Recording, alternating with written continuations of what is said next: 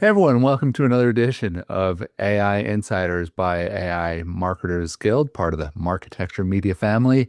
And today we've got a guest who I've known a while. I was actually introduced to in 2014, back in the throes of my agency days, and Misha Leybovich was introduced to me by a mutual friend, Mick Darling, and so I've been following his journey for a while. And as he was talking to me about what's going on the ad automation front, and it's a topic we get to here and there, but I don't think often enough. And so I was curious to hear some of the latest of what can be done, what can't be, what should and shouldn't be done, how screwed agencies are, all these kinds of questions. So, Misha, welcome. Thank you so much. Yeah, glad to be here. Yeah, well, great to have you. Would love to hear in your own words what you're working on these days, and we can dive in. Absolutely. Hey, everybody. I'm glad to be here. My name is Misha Leybovich. I'm the CEO of AdSmith.AI. I'm going to be talking about my product a bit. This is not a pitch, just this is about what's going on in the world of applying AI to advertising and what we're seeing. And given this, group is very intensely curious about AI and marketing, just kind of what we're seeing, what we're building, and what we think it means for the future of this. To give you a little bit of background on myself, I've been an entrepreneur since 2012, within a 4-year stint in corporate as well. Before starting AdSmith, I was at Google for 3 years, and there I was in the marketing works team. So I was building internal tools for Google's own marketers to market Google products. And so I saw, and was supporting kind of the engineering team for, campaigns of, hundreds of millions of dollars. So I learned some stuff there. But before that, I was a marketer for my own startups. I had a couple startups before that. And, it was mostly me and a bunch of developers. And as the CEO, I was always responsible for everything else, including marketing, including advertising. And there I was able to develop some strategies that allowed us to punch way above our weight in terms of actual success in the market for pretty small budgets. The summary of that was like efficiently aggregating the long tail, really advertising everywhere in every language and every country where it was relevant. And I was able to get, some of my apps to the top of the charts in 134 countries, up there with the likes of Instagram, TikTok, Snapchat. Little Flippy was hanging up there based on the way that we were doing things. And you know, combining my experience doing my own advertising as a very small business with seeing how it worked at the very large level with Google, here was my main takeaway. And this is going to sound pretty reductive, but I think it's true. That all advertising is just guessing. Mhm. All that. Everyone's guessing. Nobody knows what's going to work. The ones that are great at it, the ones that we pay extra money to and get hired more, the great advertisers get it right. And by right, I mean the campaign performing according to business expectations, get it right about 50% of the time. That would be a great batting average. Most, mortal humans do much worse than that. And they just think, oh, advertising doesn't work. Um, and so given that, here was my insight about a year and a half ago. I saw that the capabilities of the models were going up and up. A year and a half ago, it was like, oh, everything's got 6 fingers. Like, give it a second, bro. Like, it's gonna get better. Yep. Images are pretty much there. Video is just about there as well. At least good enough for advertising, which is disposable art. It doesn't, most of these things are not going to win big brand awards. It's not its job. Its job is to earn the conversion. The capabilities are going up and up, and the time and cost to produce relevant, quality, credible shots on goal, the time and cost would basically go into zero. It's almost there. An amazing image will cost you 10 cents. An amazing video will cost you $1 or $2.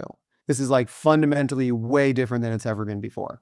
So if you combine the insight that, all advertising is just guessing, we're doing guessing too.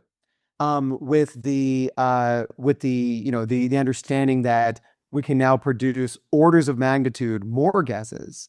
To me, it only made sense that that if I could build an experiment and learning machine, which also is guessing, but about 1,000 times as fast, that we could just outperform any humans doing the guessing. And let me kind of explain the way that we do that. Um, you know, in any final asset that you see as a part of any ad unit, we're talking text, we're talking images, videos, keywords, any actual assets. Ultimately, some prompt went into making that. But then what went into that prompt? There's a bunch of different decisions that go into that. Like, what is the persona that we're targeting? What is our messaging? What style are we going for? What kind of story are we trying to tell? How creative is it? What kind of assets go in there? There's all of these different decisions that a human that's making assets is making implicitly in their head. There is a complex thing, and like I love the creative process, but ultimately it results in a series of decisions that result in the human doing a thing and producing some assets. Cool, this stuff looks great. But what I tried to do is say, let me automate all of those decisions in sort of a stepwise fashion, kind of going down from like, what is the organization? What is the offering? What is the audience? What is the persona? What story are we trying to tell? Like the creative brief, and automate all of that. The advantage of doing it this way is not only do I have this like fire hose of ad content that I can produce. I can produce, or my system can produce credible campaign experiments, for a couple bucks in a couple minutes, versus, weeks and thousands of dollars, if we're talking about an agency doing it. So not only do I get way more shots on goal, and the advantage there, and let me just kind of skip to the punchline here. Um, every single one of our campaigns so far outperforms every single one. And I'm not saying this to brag about my company. I'm saying this about the approach that we're using, and that we're not the only, smart guys out there that are going to figure this out. Um, right now we outperform every single time versus like, a credible, like head to head, versus, a human doing or human agency or in-house or whatever. Why do we outperform every time? Why do we do it in industries that we don't know anything about? We don't know about it, but the AI knows about all of these things. So how do we do that? We literally, like, we are not actually marketers by trade. We are engineers trying to optimize every performance lever available in these advertising platforms. And so, for example, if you're doing a Google Performance Max campaign, and you're doing, sub to that is an asset group. An asset group, a Performance Max campaign can contain up to 100 asset groups.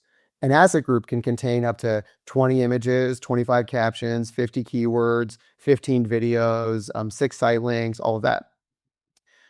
When we flood the zone with credible shots on goal for every single slot, it means that statistically, something that we do is going to work. I've got to say, even our small company now, I think we've got to be in the top 1% of advertisers just using all of these things available, using all of these slots. Because our logic is that these advertising systems have gotten to the point where it's all about, like, what they offer effectively is algorithmic targeting. It's not about selecting drop downs anymore. Like, hey, I want a new parent who likes basketball, and has a white collar job. The ad platforms are actually removing more and more of those selectable drop downs. Some for privacy reasons, and they're really narrowing that down. They explicitly call those suggestions now. They aren't even really targeting anymore. They're just kind of like, hey, Google Meta, like, go look in that direction. But what it really is that humans, we're all more complicated than like a series of drop-down boxes. And what the platforms want, Meta says this explicitly with, they say, we want creative diversity. They say, look, give us a bunch of content and we will figure out what to show to whom. And then, this kind of experiment is going to work with this segment. and this is going to work with that segment, and let us figure it out. And we just believe that the algorithm is always going to make better choices. I think it's reflected in the data. Mhm. So part of the reason that we're outperforming is just the arbitrage currently, that we're just taking literally orders of magnitude more shots on goal with a system that can produce a lot of credible volume of content that would all work. I tell my customers, I don't know what's going to work. I couldn't tell you in advance, but I know that something is going to work. And we're going to we're going to learn from that and do better. But let's talk about the learning part, because this is where it gets really special. I mentioned we automate 200 inputs, like a creative and business decisions that go into producing any given asset. So with that, those are not locked in a squishy human brain, that just like some, creative made those decisions. Those are fields in a database. So that means that when I get performance data, and I actually see of all these experiments that I'm launching, what's actually working. Let's say I put out 10 experiments, 6 of them don't work. Who cares? Like, it cost a couple bucks, took a couple minutes. It doesn't matter, because no one could have predicted that these 4 work and these 6 didn't. Anyone that tells you that they can predict that, honestly, is not being honest. Like the stats do not bear that out. But from those 4 out of 10 that did work, what can we learn? Because those 200 inputs now can be matched with the outputs of like what actually yielded conversions. And just, to give you a sense of this, our average of, basically we mostly optimize for cost per conversion. We don't care about impressions. We don't care about click-through rate. We don't care about clicks. We care about conversions, because that's all that matters at the end of the day. A conversion is going to be different for every business. Sometimes it's a lead, sometimes it's a sale, sometimes it's a free trial, whatever it is. We typically bring down the cost of conversion by 30 to 50%. Versus we connect to the Google and Meta. Yes, that's where we connect right now, and we're adding more channels as we go. But so we bring down that cost of conversion by 30 to 50% already. But then what's really interesting is now knowing which experiments worked. I mentioned there's 200 like different decisions that went into that. So now I have like a 200 vector space that I can train a model to be like, for this customer, for this audience, for this persona, for this offering, what are the next set of these 200 inputs that we should guess? Yes, it's guessing, but it's increasingly informed guessing. Because if I took that same 4 out of 10 experiments that worked, and I showed it, we don't do landing pages yet, but I want to get there, because that really is closing the entire loop on the thing. I want the landing page to match the ad, so for sure, but we're not there yet. And so if I showed these to a human and I said, why did these 4 out of 10 work? The human, because we all want to look smart and make our best guess, they're going to look at it and they'd be like, oh, well, these ones worked because, it had a yellow background and there was a woman holding a friendly dog and it had the text in the upper left. That's why these worked. Maybe. The reality is this is a, statistical space with 200 different vectors in it that yielded these outputs. And there is a statistical answer. And there is signal among a ton of noise that with enough data, we can actually make better and better guesses as to what works. And so our goal is to, for the next batch of 10, 5 of them work, and then 6 of them work, and then 7 of them work. And ultimately, what we are trying to do, and this is going to the scale of this is going to sound crazy to anyone actually, operating an ad agency with a process that runs at human speed right now.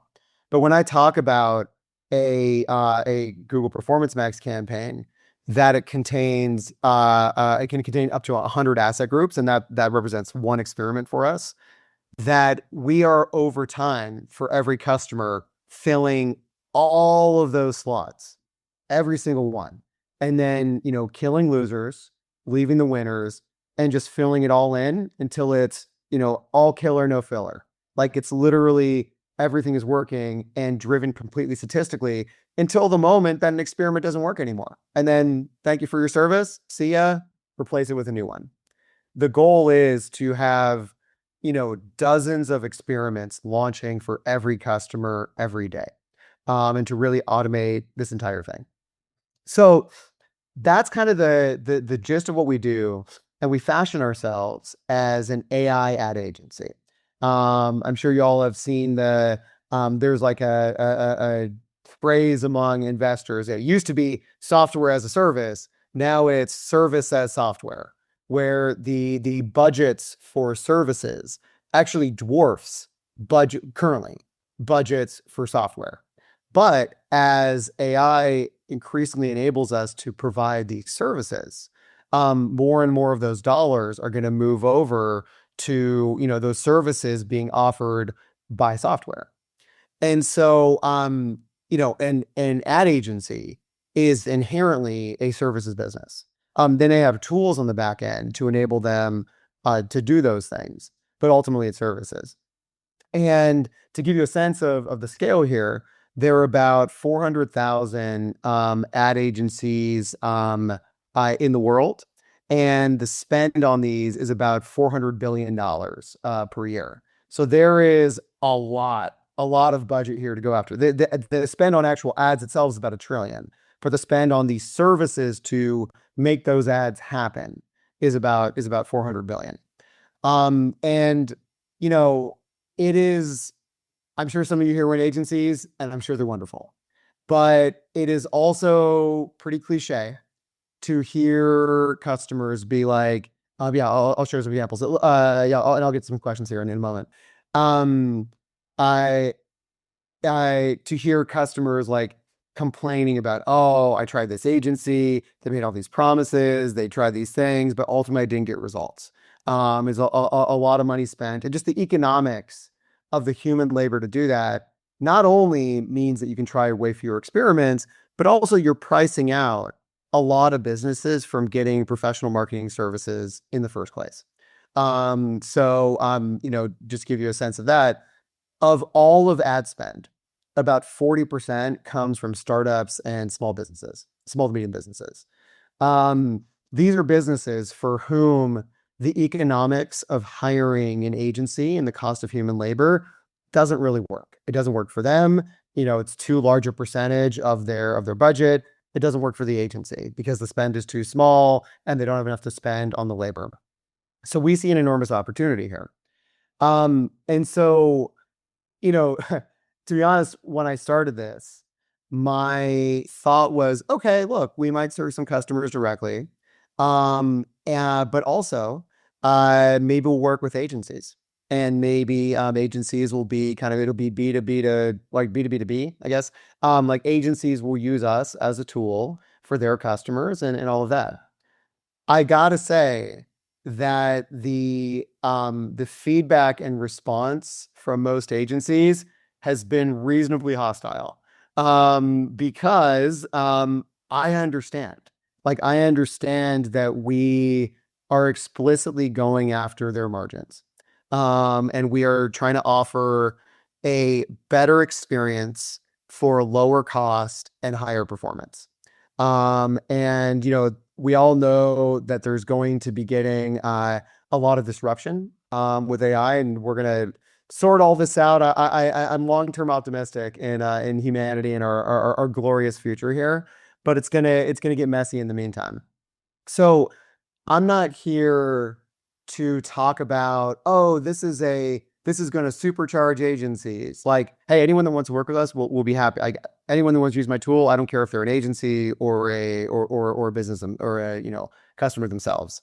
But I think a lot of the rhetoric right now, because people are kind of coping with the massive disruption that's happening, is like, oh, okay, it's going to be fine. It's going to be, people are going to use these tools and they're going to be better. I'm not here to share that message. Mhm. I'm here to share the message of I think, and maybe I'm naive, maybe I'm selling my own book here, but you take my motivations with a grain of salt, okay? But, Well, but yeah, and I do want to share just a quick thing to support your point, which coincidentally, for those who know you of digital and one of my favorite outlets, and that I just was reading this in their newsletter this morning. Okay, they sent this an hour ago, and I'm like, it already stood out, but now, based on what you're saying, it is way clearer to me because it talks about Horizon Media, right? Like the largest of independents is building a single command center for programmatic buy-in. The new Horizon OS platform sits above the ad tech stack and everything. I'll send a link to the newsletter, but I just want to share their opinion on this, and this is eerily in sync. And Misha, I love your reaction to this too. The U of Digital opinion.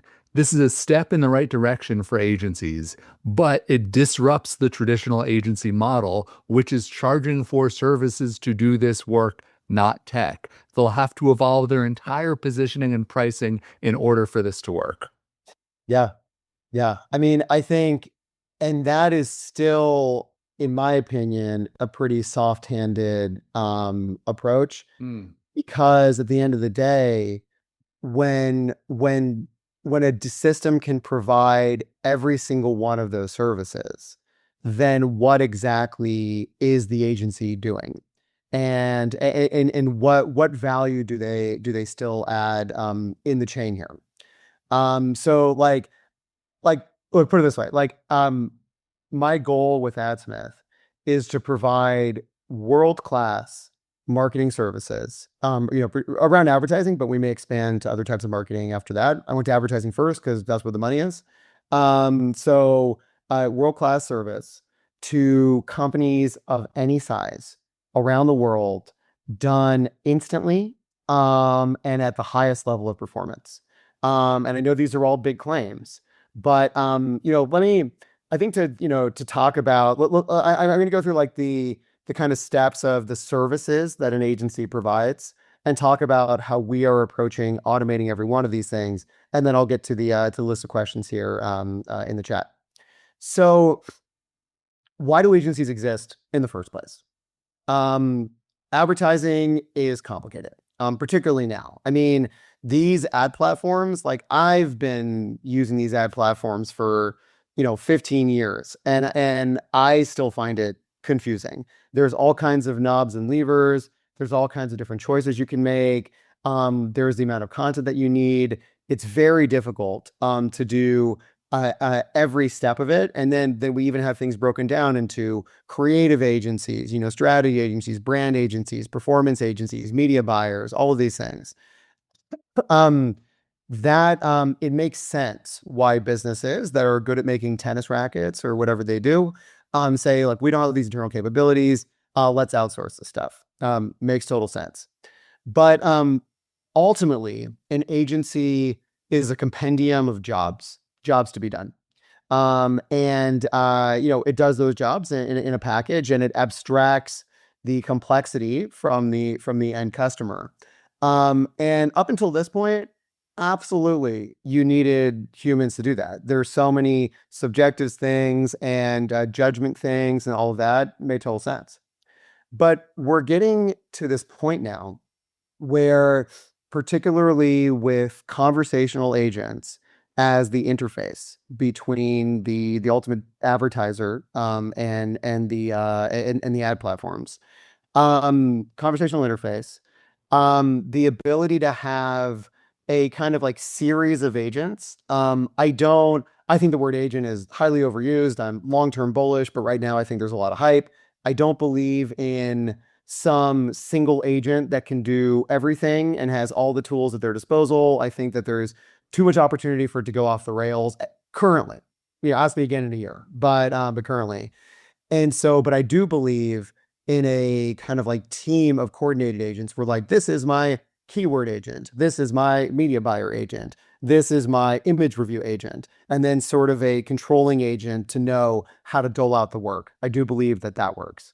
So you combine the conversational interface with the ability for these sub agents to use a series of tools that are very prescribed on how to use it and kind of delineate every edge case possible. The data schema that holds these 200 decisions that I talked about, the ability to hold those somewhere in like a very structured way. I say that our schema is one of our greatest assets because the shape of your data and the opinionated way that you think that advertising works, that I think is one of the things that makes us really makes our campaigns outperform every time. The ability to then have these platforms. By the way, I want to credit the platforms like Google, Meta, all of that. What we're doing, even if we could produce all of this, all these experiments, all of that, and we sent it to Google and Meta, we rely on them to do the not just A, B, but like A through triple Z testing for us all the time. And to do the algorithmic targeting and all of that. That's a critical part of what we do. That's in place. And then the ability to have a feedback loop to make better decisions. All of those things, all of those services can now be done by agents. So let's walk through it, right? Intake. You get connected to an agency somehow. You're a customer, you're selling your tennis rackets. Like, I need to do some advertising, I need to grow my business. I don't know how to do it. Let me talk to somebody. What happens? You get on a call, you have a conversation, they ask you about your business, they ask about your offering, they ask about your target customer, the advantages of your product, your creative preferences, all of those things. Well, guess what? Now, these conversational, literally voice to voice, even avatar to avatar, it can look like me talking to you right now. It can literally look that good. Those are all available now. So the intake process, that's actually the easy part. Getting all the information, that can for sure be automated. My goal is to get someone landing on AdSmith, entering, and getting them not only intake, but all the way to a published campaign within 5 minutes. Like that quick. We're still a little ways away from that. We're around a couple days, but we're just, reducing bottlenecks one by one. Next is, what is the strategy? Like, what is the offer? What kind of message do we put out there? Well, again, guess what? Our conversational agent can talk to you about what are your business needs, what are your preferences, store all those kind of in a list of ideas of things to try and execute those. Again, another service, automated. Targeting. We're talking about audiences in terms of locations and languages, the combination, and then personas, because there's all kind of different flavors of people. And you're going to make like before, let's say you're selling life insurance. You could do a generic life insurance ad for sure. But then let's say you did a special version, one for people who like basketball and one for people who like sushi, and one for people who like action movies, whatever. An ad has two jobs. It has 0.1 seconds to stop the scroll. We see 4,000 ads a day literally cross our retinas, and we barely even register most of them, almost all of them. So you got to stop the scroll and then earn the click. And then the landing page, to your question, Karan, earlier, the landing page, you got to seal the deal. So we want to get into that later. But it's got 0.1 seconds, right? So in that 0.1 seconds, if I'm trying to sell life insurance, is it some non-zero percentage more likely that I'm going to catch someone's attention if the imagery contains a basketball or some sushi or something about an action movie? Perhaps. Because as humans, we are, a complex array of interests and likes and things that catch our attention. And the basketball is just going to be a little bit more likely to stop the scroll than something else. So before, it would have been completely impractical to launch campaign experiments for that niche of audiences. But now we can. Well, and I can ask one question about all this. Like, for the work that you've been doing here and elsewhere, uh, is it better if someone's coming to you and saying like, these are our targets, these are what we know, right? Like we don't want to target 20 somethings, we don't want to target boomers. We're a like stay-at-home dad brand versus a like Fortune 500 CEO, like working mom brand, right? Or or are you better when someone's like, as long as someone buys the bleeping product, like we don't care who you are, we don't care where you run them. They could be on like an X-rated site at 3 a.m. and somewhere like, and if they've got a craving for my mac and cheese, like serve it to them, right? Yeah. Yeah, absolutely. I mean, honestly, like every advertiser is going to have to evolve into the latter Mhm. because increasingly, even at the biggest brands. Now, okay, we'll talk about brand safety in a moment. Okay. But at whatever size company, the business owner, the CFO, whatever, the CMO is going to increasingly have to justify why they are doing a thing that is less efficient and less Mhm. profitable on their ad budget than the other thing than other things they could do. So Mhm. our approach to it is as follows. Um, People think, oh, AI is unreliable. It's going to produce all kind of crazy things. Like, guys, this is not the case. Like, not with the current models. We also have humans reviewing everything, but it's never just going to like accidentally insert something crazy into your ads. That said, we ask every customer, hey, what creative constraint should we set? Because the AI is very good at like the creative space out of which you can produce a given ad is infinite. There's literally infinite ways to arrange a series of pixels within some rectangle to produce something that tries to convince someone to click on it. Infinite ways. AI is very good at exploring all the different combinations, like a high dimensional space that we can't even imagine in our heads. Mhm. But we can constrain that. If the brand says we want it to be only these colors, only these messages, only these styles, cool, no worries. Uh, if you give that input to the AI, it absolutely can do the job of staying within that. Um, and especially, actually, I'm really excited about regulated industries because there is a lot of rules about how you can advertise. But again, no worries. Just put all of those rules as an input to every generative call when the AI is doing things. And then you could also add it as a check afterwards to make sure that, we reject anything that for some reason strayed outside of that. Um, you're going to catch pretty much anything that doesn't meet those. And then you can stay within whatever constraints, be them regulatory, be them brand based, whatever it is, stay within these boundaries, but be as creative as possible within those boundaries. Like that's what gets really interesting. So, David, to your question, um, you know, the brands that tend to work with us now are the ones that are like, look, I just want conversions. I may have my opinion that this is a stay-at-home dad brand. And that's cool. And we can certainly create ads that meet that persona, like no problem. And I wouldn't say that it's all like just like randomness and chaos. Like probably if your brand is a stay-at-home dad brand, Mhm. probably advertising to like teenage girls is probably not going to be the thing that's going to work. But my question is always like, how do you know? And by the way, my 12-year-old probably has like 80% of the purchase influence, maybe 90% in my household. So actually advertising anything to her is the best way for her to say, Dad, we need this. Absolutely. And If your so that's if where your we brand is if your brand is selling adult diapers, probably not selling to teenagers much. sure. I mean, absolutely. And so like, like there's some bounds of reason here, right? We're not Yeah. going to be, it's very unlikely our system would create ads showing teenagers independence. That's not gonna happen. But also within that range, sometimes it's the person that needs it. Sometimes it's their adult children that's looking for it for them. Like just to take that example. And so we only judge by what gives us the best cost per conversion. Like that's it. We will make our creative to fit with it within whatever bounds you want as the customer. But ultimately it's going to be, like what works. And that's what it's based on. And that's why I think, and this is part of my scary message Mhm. for agencies.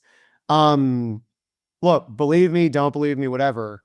But I think that I don't know how long it's going to take, 5 years, 10 years, but performance advertising. I'm not even talking about brand advertising. That's a different thing because I'm talking about anything where you get a ton of shots on goal and and a clear signal, did this work or not through a conversion. for performance advertising specifically, I don't see room for humans in this. I don't, like to provide the inputs for sure. Each brand can decide how we want to show up in the world and give that guidance. But then to actually execute and provide the services, I don't see where humans add value in this chain or how they can outperform ultimately, which is what matters, how they can outperform what the AI can do. Um, and I think there's just going to be increasingly clear based on the numbers. So, okay, so we talked about the service layer, right? We talked about strategy, targeting.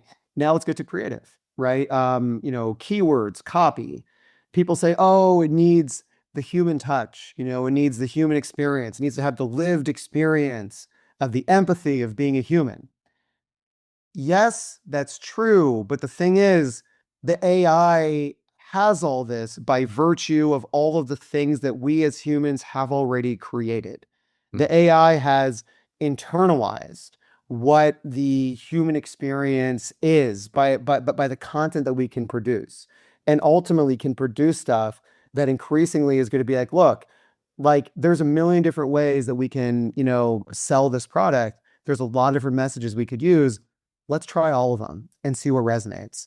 And put it this way, like in our system where we have, we show every time, here are the keywords we're going to use, here's the captions, all of that. On the text, it's extremely rare that a customer's like, no, I don't like that. And they could exit out, they could change it, but it just doesn't make sense because what we really want to do is have this like cloud of like constant things that we're trying and develop a statistical understanding of what words resonate more. So copy, that is just for the robots. A concept. So when we talk about images or videos, yes, there's a prompt that needs to go into that. And by the way, to produce a single ad, you don't need me for that. Go to Gemini, go to ChatGPT, go to Midjourney, go to Ideogram, whatever you like. Enter a prompt. You'll get an amazing looking ad. You don't need me for that. If you want to run thousands and thousands and thousands of these, if you buy the premise that it's a statistical understanding that matters, then you do need some sort of a statistical approach.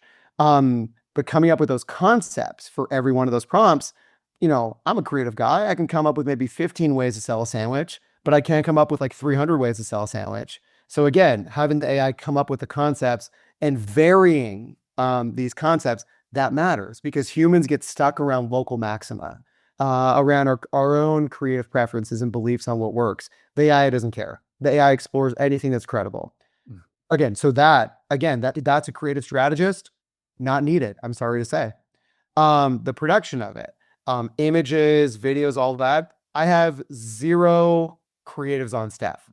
Zero of like copywriters, image, graphic designers, video producers, none of that.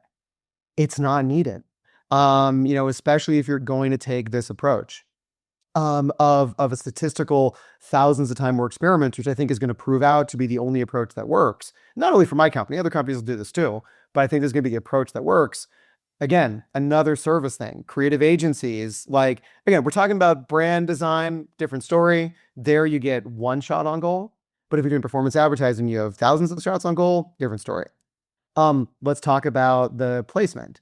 One thing that we've experienced is that of our customers that we work with closely, and we've seen their wiring, that is like the way that we take conversion data or conversion events, define them, send the information back to Meta or Google, add value rules, add enhanced conversions, all of these optimization levers. 0% of our customers have had this optimized. 0%.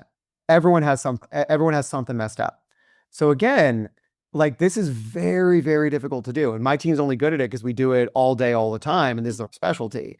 But with all of these things, we are building these playbooks for computer use agents to then go and for any advertiser of any size, be like, great, give us access to your system. We're going to take over your browser. We're going to make sure that everything is set up perfectly because that is free performance, just sitting right there on the table, just for free to pick up. Point here, point there. Campaign settings, again, very confusing. Which one should we use? We have particular opinions about that we see work best. So we automate using nodes. Optimization. You have to always appeal things on the platform. We can automate that. To do the various optimizations that they suggest. All these can be run through APIs. Rebalancing. Let's take media buyers. An advertiser, they don't really care about, oh, I want to spend $1,000 today on Google and 2,000 on Meta and 3,000 on Reddit. They don't care. What they want is to spend X amount of money. That's their budget, and to get the best results from that. So a media buyer is going to look at that, maybe rebalance once a week, once a month. They're going to make their best guesses. We have a prototype agent already that can do that automatically.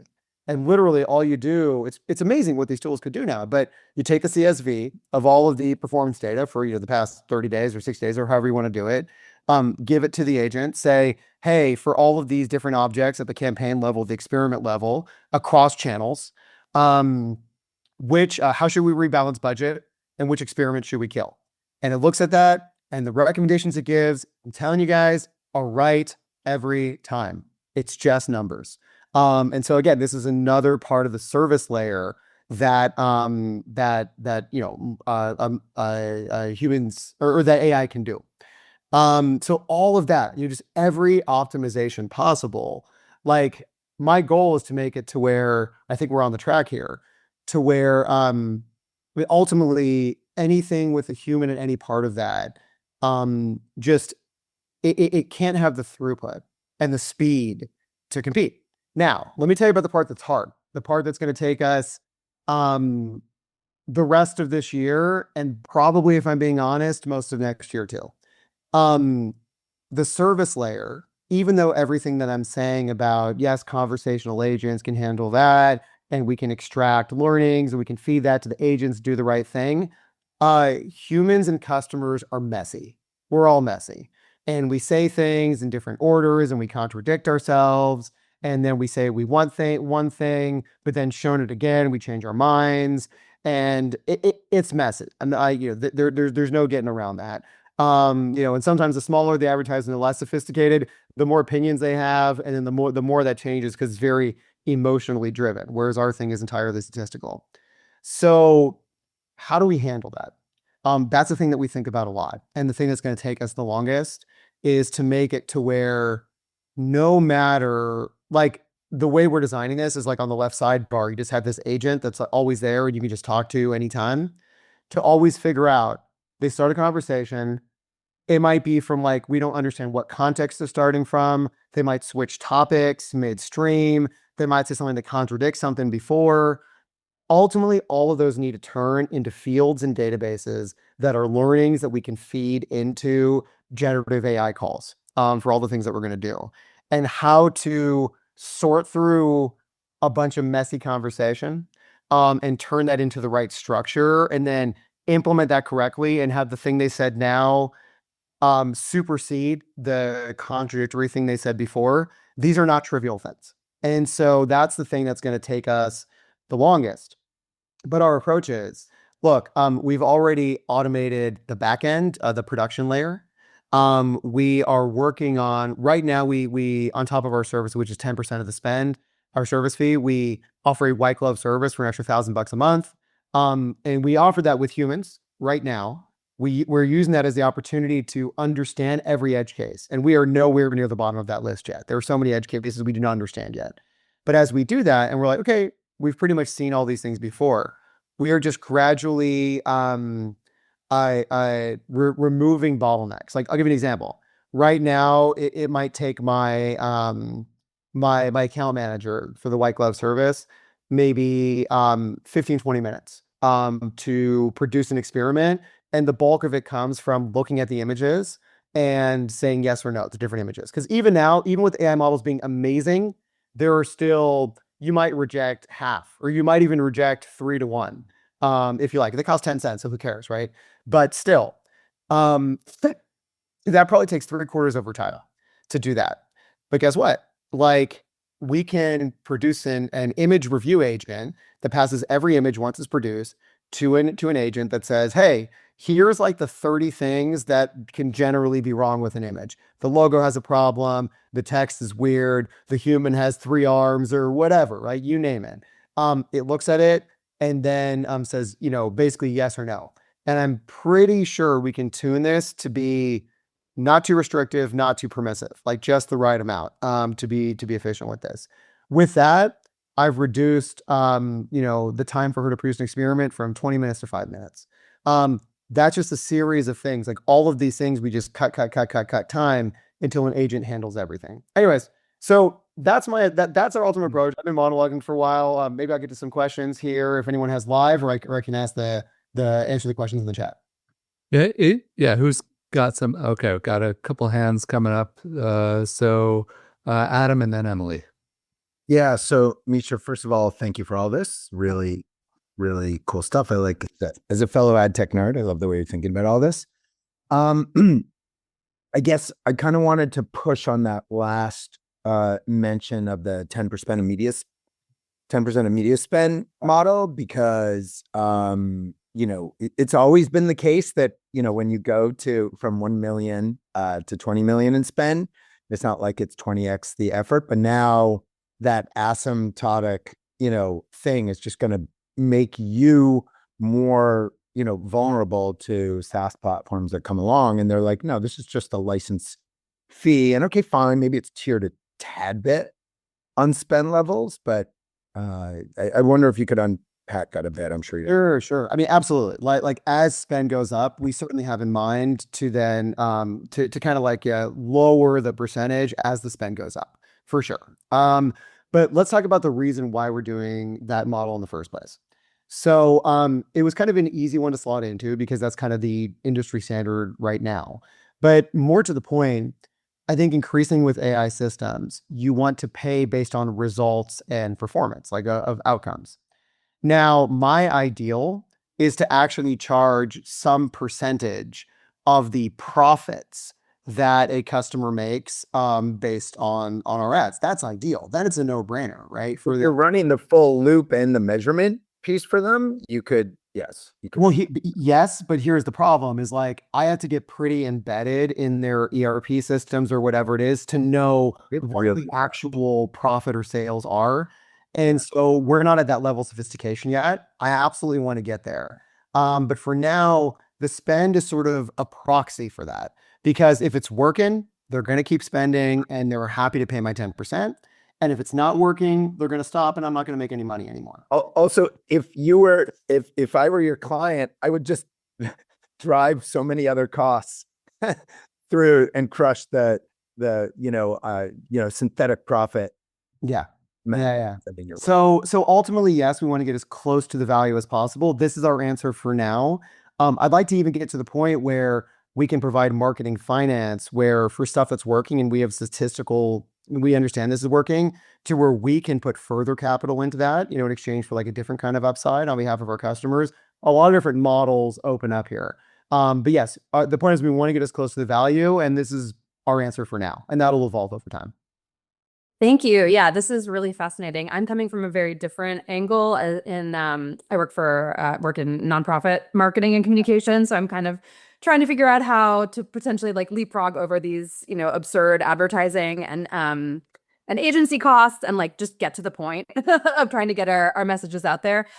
I'm really more curious at this point about any observations you have on pushback to AI, just sort of like culture wide, but also from your clients. They obviously aren't opposed to AI if they're coming to you, but also the people that receive the ads, like, the ads and the quality of the content is getting better and better, and people aren't differentiating between like, human made content versus AI made content. But I'm curious if that's a factor at all in terms of how you're thinking about eventually automating everything and what that means for the content and the clients that you're working with. Yeah. I mean, like you said, no one's coming to, like, we're very explicit of what we are. So no one that's not an AI is coming to us. So fair enough. Put it this way. I am sure that there are consumers that look at something and they'd be like, oh, that's AI. And they can reflectively have a knee-jerk reaction, for sure. Like there's all kind of flavors of people. People are entitled to their opinions on that. I'd say number one, that delineation of being able to tell, oh, that is AI is almost, it's increasingly non-existent. So it's not less and less of a problem if it even was. But at the end of the day, I just look at what's the cost per conversion, and enough people are fine with it to where it's still lowering cost of conversion by 30 to 50%. So maybe we're ruffling some feathers. Maybe some people don't like it. Maybe they skip past it, but that's no different than the other 4,000 ads they skip past this day. Ultimately, the only way to have a statistical approach and do this at scale is with AI. Like there's no other way to have that volume. And to me, I had enough conviction this was not going to be a problem even a year and a half ago to where when it kind of was a problem sometimes. But I was like, it's not gonna be. And I think that's what we see playing out. But you're right. I mean, some people are not gonna like it. And then, then those ads won't work. But I think by and large, most people have no idea. Like my mom sends me cat videos all the time of cats like literally dancing with top hats and like, she's like, is this AI or not? I'm like, come on. But yeah. So I think it's not a huge problem. So oh, and by the way, Emily, that Google offers, you probably know this, like 10 grand a month of free ad spend for nonprofits. And we have an interesting way to take advantage of that. So hit me up if you want to talk about that. Adam. Hi, yeah, I've got a number of questions actually, and a couple of comments. I think, first of all, I was glad to hear you talk about the difference between what you're doing and brand advertising, because what you're doing is performance, it's short term. And I think most of us here have been around long enough that we see the need for a balance between some brand awareness, education, things like that, and this performance marketing, which is very quick turn. I completely agree with you.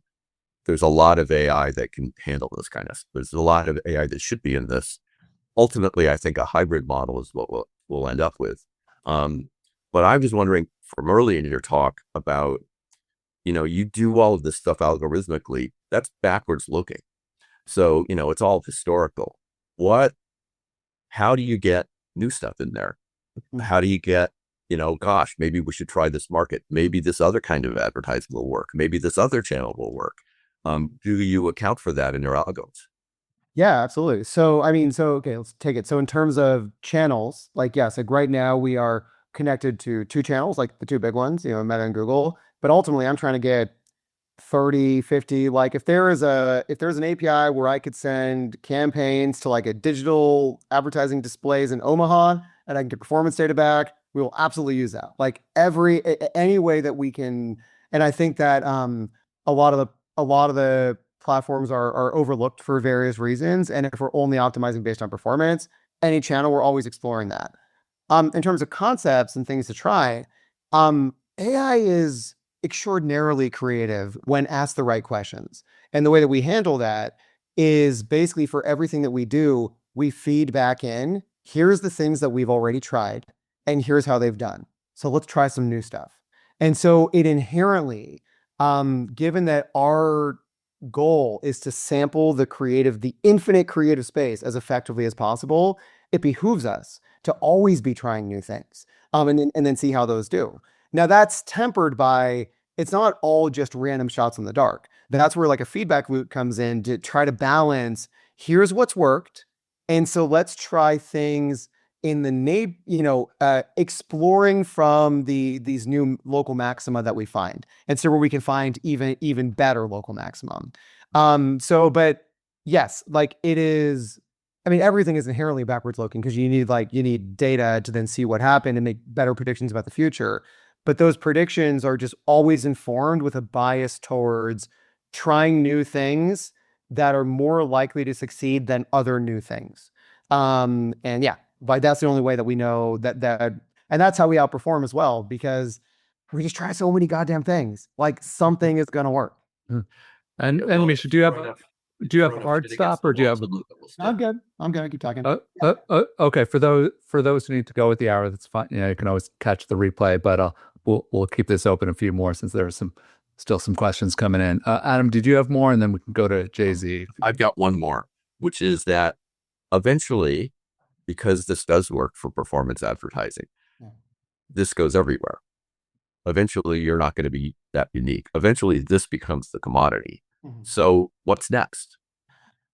Well, so look, in any kind of software business, there are two kinds of defensibilities driven by network effect. There's people and data.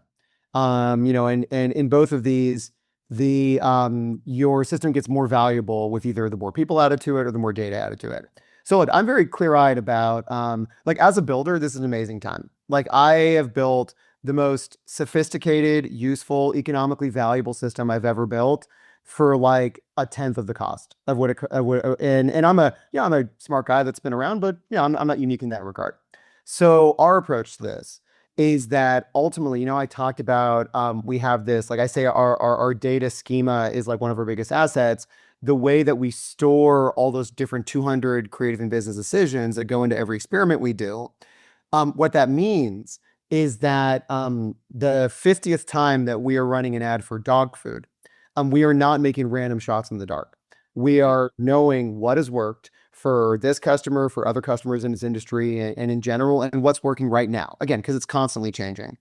And our bet is that the data moat that we can accumulate over time that allows us to make better and better predictive guesses than the next company, that someone can copy my interface, pixel perfect, sure.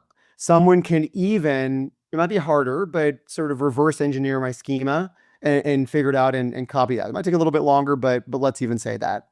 What they can't do is then catch up on all of the learnings that we've had so far. And so when a customer goes to them versus to us, we're just going to perform better. But also in practice, like, most of these markets evolve into like a handful of winners, and then new entrants might try, but most of them are like, what is their story for how they're going to win versus someone that's already established and has a bunch of data. One other big thing I think about defensibility is the platforms themselves. So certainly Google and Meta and all them want to bake this right in, vertically integrated, right? One-stop shop. Zuck says so much about Meta. The reason I'm not afraid of that is that they have this right now and it's not very good, even though we're using the same models. And I have all kinds of opinions about that, having been on the inside and understanding how it works there.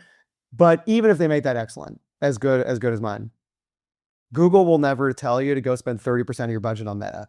They literally cannot do that, or vice versa. And somebody needs to be the marketing fiduciary on behalf of the customer. That's only focused on optimizing their spend.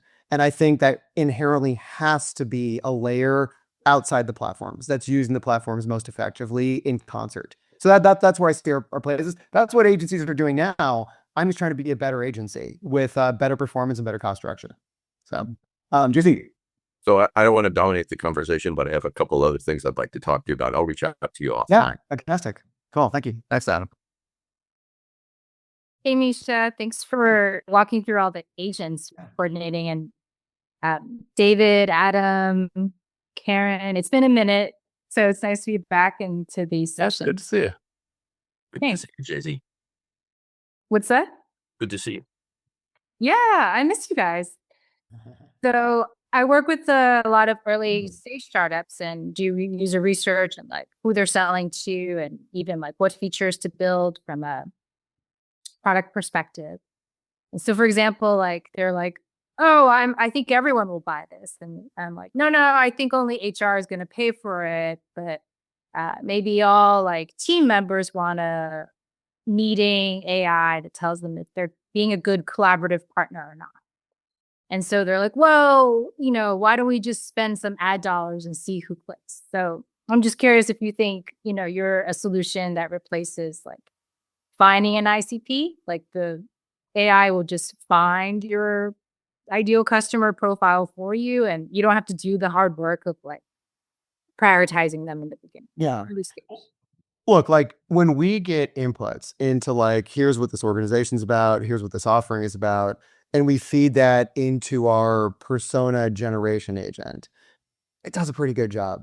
I mean, it does as good of a job as a human would with the same inputs. And again, there's not one persona. There's 100 different personas to sell this exact same protein bar, and how you're going to appeal to them. So I think the old way used to have to be, well, let's really get our heads together about like our ideal ICP, and market to them. But I'm like, por qué no los dos? Like, why not everything? Like, why not spell it all? Because at the end of the day, we don't know what's going to work, and the different things are going to work for different people. So I'm like, look, let's try all things that are credible, and have a reasonable chance, and let's let the performance data tell us. And it's the like machine learning with feature expansion, right? You should have, if you're doing your job right and better than the existing systems, you should have some unsupervised discovery that kind of. Absolutely. Yeah. And just our agent that says, great, we're going to do another experiment. What are all the choices down the chain? What persona should we try this time? Well, you know what? We've tried this persona a handful of times. It's doing pretty well. Let's throw another experiment in there. Okay. Hey, here's another persona. We haven't tried this yet. Let's try that. And again, it's all just shots on goal. And again, I want to give still a lot of credit to these ad platforms. The way that it works is I can have a campaign. A campaign is the object that holds budget and learning. And so the budget is important because all the things that are sub to that campaign, be it asset groups in Google or ad sets and ads in Meta, they're all competing for that same budget every day. And then I can say, you know what do I know? What do I know if it's like stay-at-home dads or soccer moms? Like, I don't know. It could be any one of these things. Let me put them all out there and let me let them compete against each other to see who wins the budget. And ultimately, because what do I care about? My lowest cost per conversion. And as long as I get that, then that's cool. Now, a brand can say, for whatever reason, we really care about only doing this persona. Great, no worries. Just have that be an input and we'll absolutely stick to that for you. It's probably not going to be as statistically as good performance as if we let us try anything.